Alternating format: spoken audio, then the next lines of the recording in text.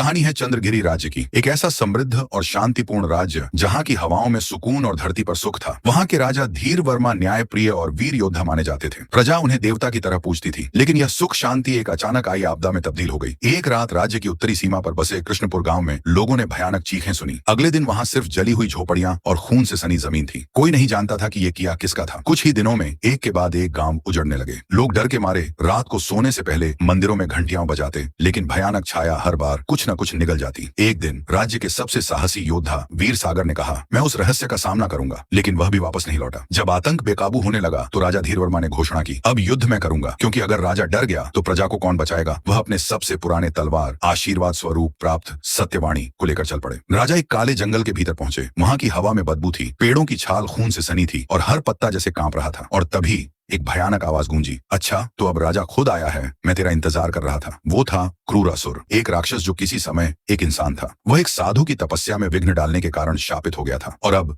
नरभक्षी बन चुका था। भीषण युद्ध हुआ, तलवारें टकराईं, धरती कांपी, लेकिन राजा समझ चुके थे कि इसे सिर्फ ताकत से नहीं हराया जा सकता। उन्होंने युद्ध रोकते हुए राक्षस से कहा, तेरे अंदर भी एक मनुष्य था, क्या उसे तूने पूरी तरह मार डाला। राक्षस पल भर को रुका। राजा ने आगे कहा, अगर तू मुझे मार दे तू फिर भी राक्षस ही रहेगा, लेकिन अगर तू खुद से लड़ सका तू वापस मनुष्य बन सकता है। राजा ने वह शंख बजाया जो सिर्फ पवित्र आत्मा के लिए था। शंख की आवाज राक्षस के कानों में गूंजी और उसके पुराने जीवन की यादें लौट आईं। माँ की गोद, पिता की सीख, बचपन का प्रेम। वो जोर से चीखा और अंततः वहीं जमीन पर गिर पड़ा। उसकी राक्षसी आकृति पिघलने लगी और एक साधारण मनुष्य धवल पुनः जन्मा। राजा उसे राज्य लेकर लौटे। लोगों ने देखा कि शुद्ध मन और सच्चा मार्ग कोई भी राक्षस को बदल सकता है। धवल ने पूरे जीवन राज्य की सेवा की और वहीं एक मंदिर बनाया, शांति मंदिर, जहां आज भी लिखा है, हर राक्षस को मारने की जरूरत नहीं, कुछ को सिर्फ राह दिखाने की जरूरत होती है। सीख, सच्ची वीरता केवल तलवार से नहीं, सहानुभूति और समझदारी से भी दिखाई जाती है।